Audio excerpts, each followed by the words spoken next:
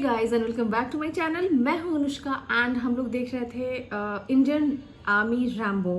तो ये एपिसोड का नाम था एंड भाई आज इसका हम क्लाइमेक्स देखने वाले हैं, मेन स्टोरी देखने वाले हैं। सो आई एम फुली एक्साइटेड क्योंकि एकदम अंदाज़ा नहीं है कि आगे क्या होने वाला है।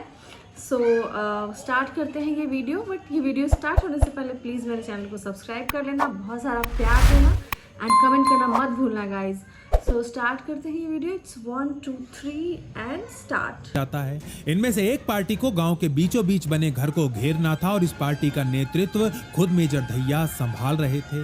दूसरी पार्टी को गांव के बाहर वाले घर को घेरना था और इसका नेतृत्व एक जेसीओ को सौंपा गया था। मेरे चाचा थे जेसीओ आर्मी में।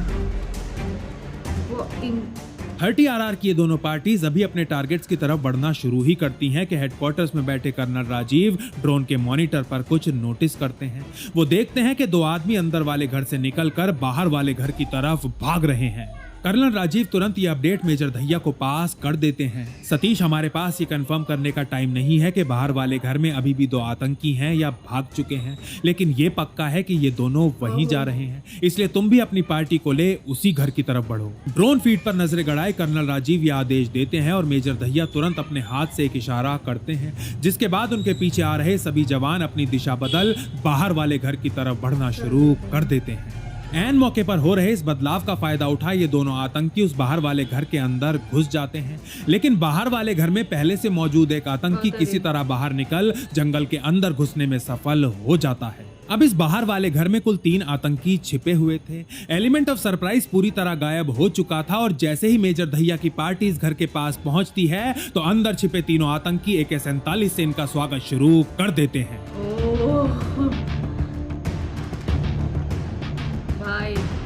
मेजर धैया अपने जवानों को इस घर के पीछे कॉर्डन बिछाने का आदेश देते हैं और खुद अपने बडी के साथ इसके फ्रंट गेट की तरफ बढ़ना शुरू कर देते हैं। जैसे ही मेजर धैया और उनका बडी गेट के पास पहुंच प्लॉट के अंदर झांकने की कोशिश करते हैं तो घर के अंदर से उनकी दिशा में भारी फायरिंग शुरू हो जाती है। इस फायरिंग के बीच मेजर धैया की जेब में पड़ा फोन अभी भी लगातार बजे जा रहा था और 1000 किलोमीटर दूर बैठी सुजाता की चिंता अब डर में बदल रही थी।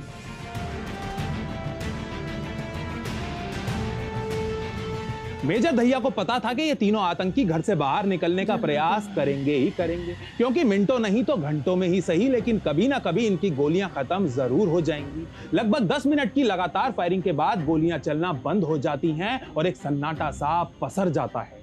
इसी अवसर का फायदा उठा मेजर धैया और उनका बड़ी बिजली की फुर्ती से फ्रंट गेट के अंदर घुसते हैं और एक छोटे से टीले के पीछे कवर ले लेते हैं। लेकिन ठीक इसी पॉइंट पर तीनों आतंकी भी घर से बाहर निकलते हैं और अंधाधुंध गोलियां बरसाते हुए फ्रंट गेट की तरफ भागना शुरू कर देते हैं।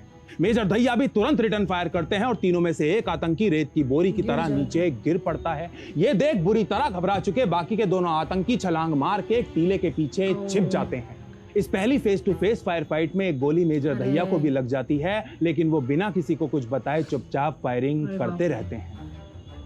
वैसे तो मेजर धैया ने बुलेट प्रूफ वेस्ट पहनी हुई थी, लेकिन फिर भी एक गोली किसी तरह 2 प्लेट्स के बीच मौजूद छोटे से गैप में से होते हुए उनके शरीर में घुस गई थी। कुछ मिनट बाद मेजर धैया का बडी देखता है कि उसके सांप को गोली लगी है, तो वो उन्हें उपचार के लिए पीछे आने को कहता है, लेकिन मेजर धैया साफ मना कर देते हैं। नहीं, कुछ नहीं हुआ, मुझे ज्यादा नहीं लगी है, अभी यहाँ से नहीं हट सकते। ये कहते हुए मेजर धैया आतंकियों के ऊपर ताबड़तोड़ गोलियां बरसाते रहते हैं। 10 minutes later.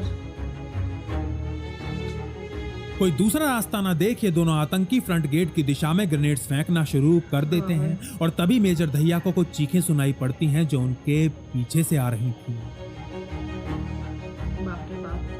मेजर धैया की ही कंपनी के 3 जवान जो उन्हें पीछे से कवर फायर दे रहे थे ग्रेनेड के धमाके में घायल हो गए थे। मेजर धैया तुरंत इन तीनों जवानों को बाहर निकालकर हॉस्पिटल ले जाने का आदेश देते हैं और अपनी पोजीशन पर चट्टान की तरह डटे रहते हैं। इस समय तक कर्नल राजीव भी एनकाउंटर की साइट पर पहुंच चुके थे और जब उन्हें पता चलता है कि मेजर धैया को भी गोली लगी है तो वो रेडियो पर उनसे वापस आने को कहते हैं। नहीं सर, अभी वापस नहीं आ सकता, अगर ये और ज्यादा खिंचा तो मेरे बंदों की जान खतरे में पड़ जाएगी। मेजर धैया के मुंह से ये सुनने के बाद कर्नल राजीव उन्हें ये बताने की हिम्मत नहीं कर पाते कि ग्रेनेड से घायल हुए उनकी कंपनी के वो तीनों जवान वीरगति को प्राप्त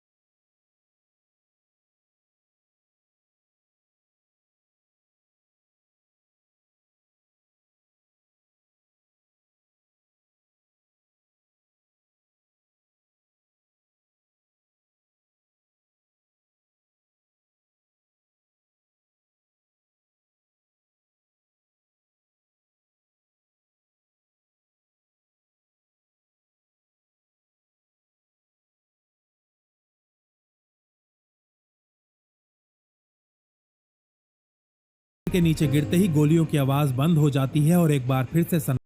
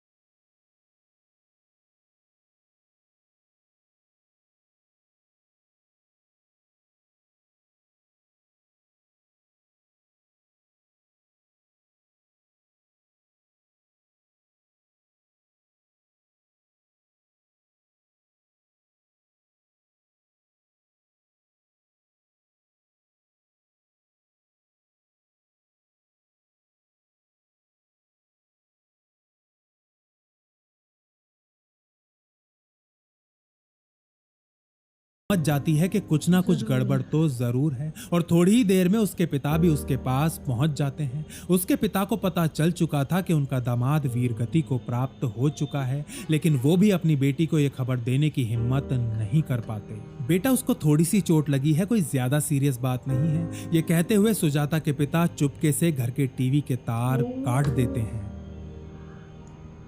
आधी रात होते होते हंदवारा एनकाउंटर की खबर देश के हर न्यूज चैनल पर ब्रेकिंग न्यूज बन चुकी होती है और जयपुर में मेजर दहिया के पड़ोसियों के साथ साथ उनके आर्मी के कई साथी भी उनके फ्लैट पर इकट्ठा होने लगते हैं। किसी से भी साफ जानकारी ना मिलने पर सुजाता अपने पिता के सामने दोनों हाथ जोड़कर उसे दिल्ली ले जाने की प्रार्थना करने लगती है, जहां से वो फ्लाइट में श्रीनगर जाना चाहती थी। सुजाता, उसकी 2 साल की बेटी, उसके पिता और मेजर दहिया का एक साथी गाड़ी में बैठ अभी दिल्ली के लिए निकलते ही हैं कि तभी सुजाता के फोन पर कर्नल राजीव की कॉल आ जाती है। प्लीज सुजाता, तुम यहाँ मत आओ। रुंधे हुए गले से कर्नल राजीव सुजाता से कहते हैं, सतीश वीरों की तरह इस धरती से गया है और मुझे पता है कि तुम भी एक वीरांगना हो। अब तुम्हें अकेले ही अपना और अपनी बेटी दोनों का ख्याल रखना है। कर्नल राजीव की इस कॉल के बाद सुजाता के पिता ड्राइवर से गाड़ी हरियाणा में मेजर दहिया के माता पिता के घर ले जाने को कहते हैं। इसके बाद क्या क्या हुआ सुजाता को कुछ भी याद नहीं है। वो पूरे रास्ते पत्थर की तरह जमी रहती है और पूरी रात एक बार भी नहीं रोती।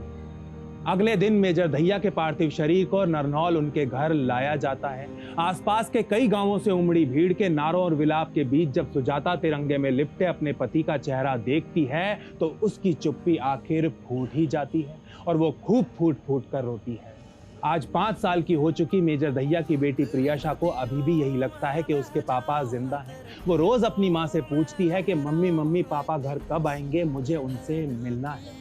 लेकिन जब प्रियशा अपने पापा से मिलने की कुछ ज्यादा ही जिद करती है तो सुजाता मेजर दहिया के पुराने वीडियोस और ऑडियो क्लिप्स उसको दिखा देती है और ऑनलाइन खिलौने ऑर्डर करके उससे कहती है कि ये आपके लिए आपके पापा ने भिजवाए।